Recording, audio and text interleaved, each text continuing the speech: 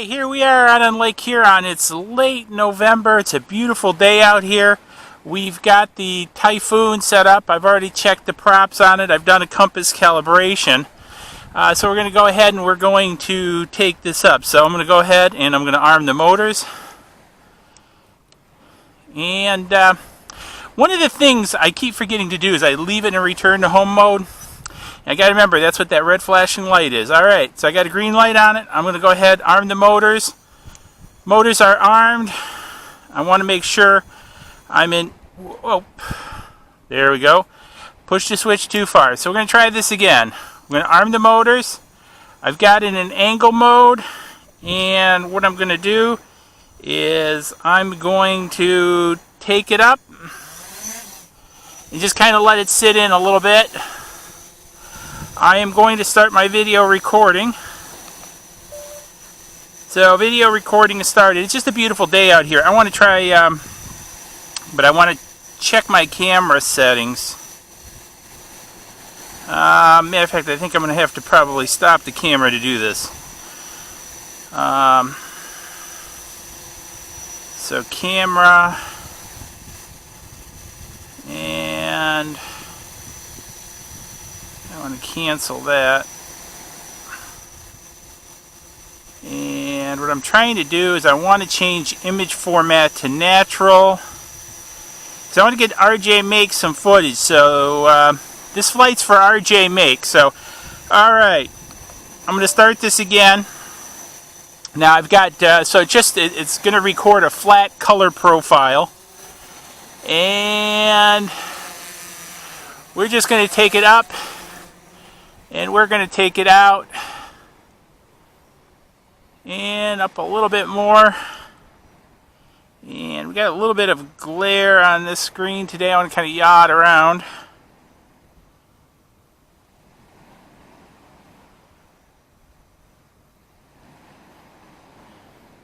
Oh, yeah, I got to change my pan settings, and I've also got to lift up my legs. Alrighty.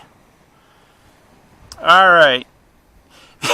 Yeah, one thing that I haven't gotten used to, so if I leave this switch up, what happens is I can rotate the copter, but what happens is the camera stays focused on something. So I'm like, oh no, my video's not working because I'm rotating the copter. I can see the arrow move, but the camera's not moving, and I go, duh, I've got the camera set so it stays on focus, which is really cool.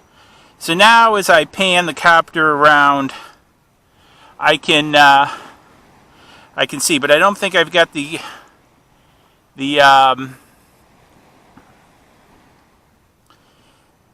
video pointed, the camera pointed the right way. And so I'm going to take this out, and I'm going to turn the camera around to where it's pointing. Just a beautiful day out here for November. It's about 50 degrees. I couldn't resist this day to come out and fly. Alright, now I'm about centered to where I want to go. So, as you see, as I'm pushing out, I'm getting the props. I'm not up too high. I want to get out by the buoys. And I'm going to gimbal it down a little bit.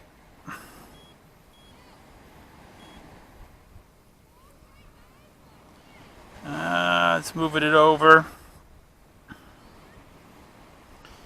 And what I'm going to do is I'm going to also change this. I should have done this before. Stan's going to yell at me. I'm moving it to sunny on the white balance. And I'm just kind of setting out there a little bit. And I'll take it a little bit further.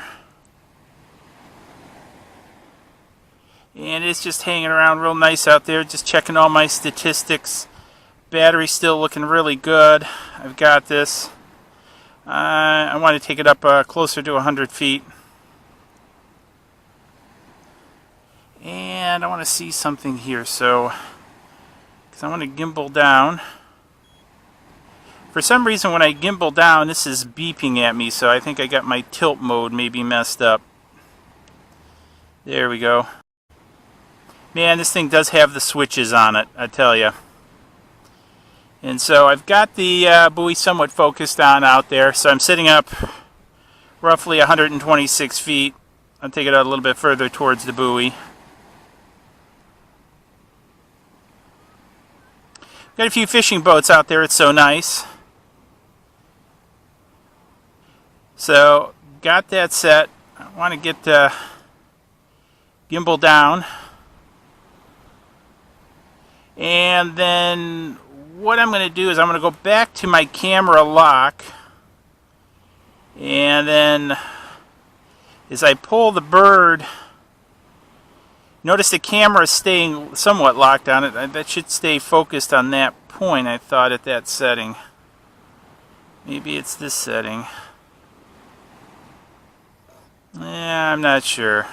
Let's angle it back around. And there it is sitting out there, just checking the visuals.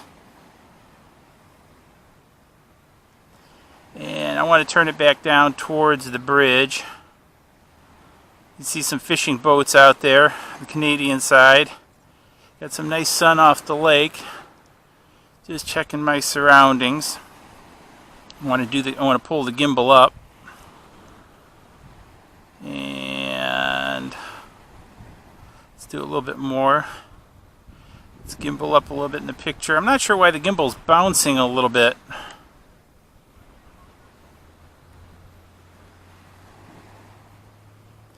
And we got it up there. So I'm going to turn the gimbal around. Just kind of have it do a bit of a yaw.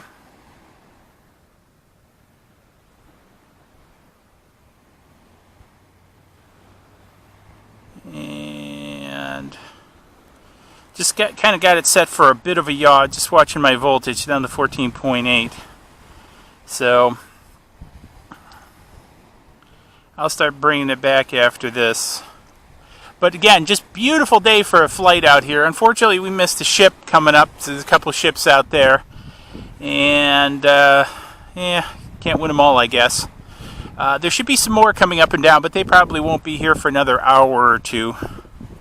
So you can just kind of see the blues of the water. I do have to create a cheat sheet for these camera switches, because I haven't used it in about a week. Also, sorry if there's some wind noise. Wind's just decided to kick up from that direction, so if I turn that way, I won't get so much of it.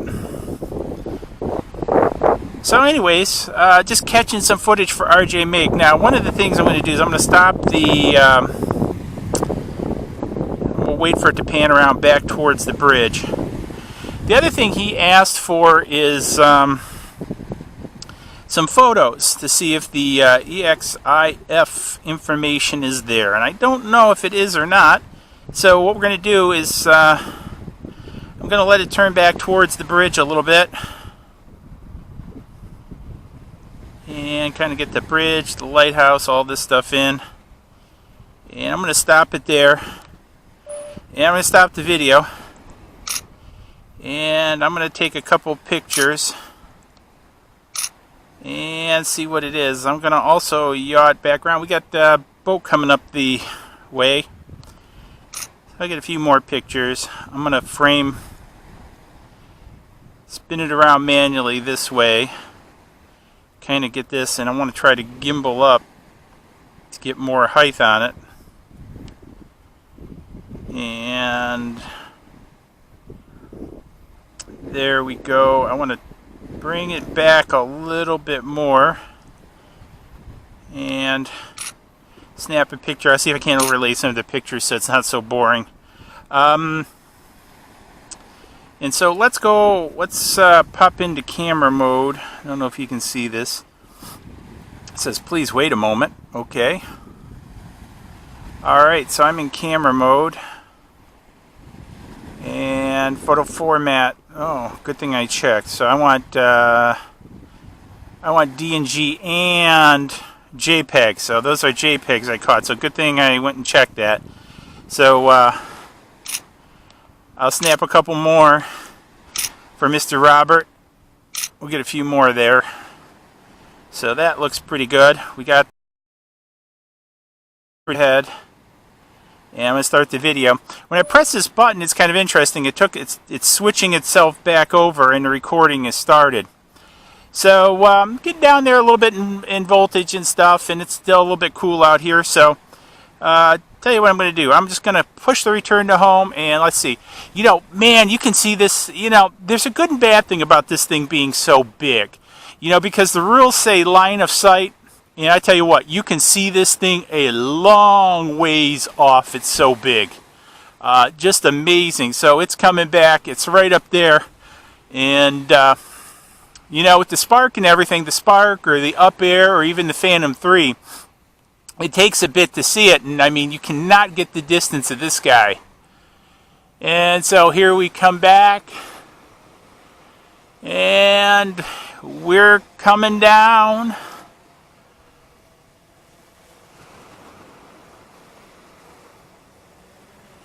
Hopefully you can see it up there.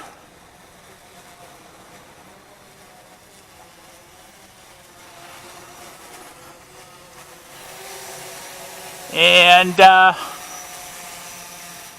put the legs down, just beautiful. Look at this bad boy.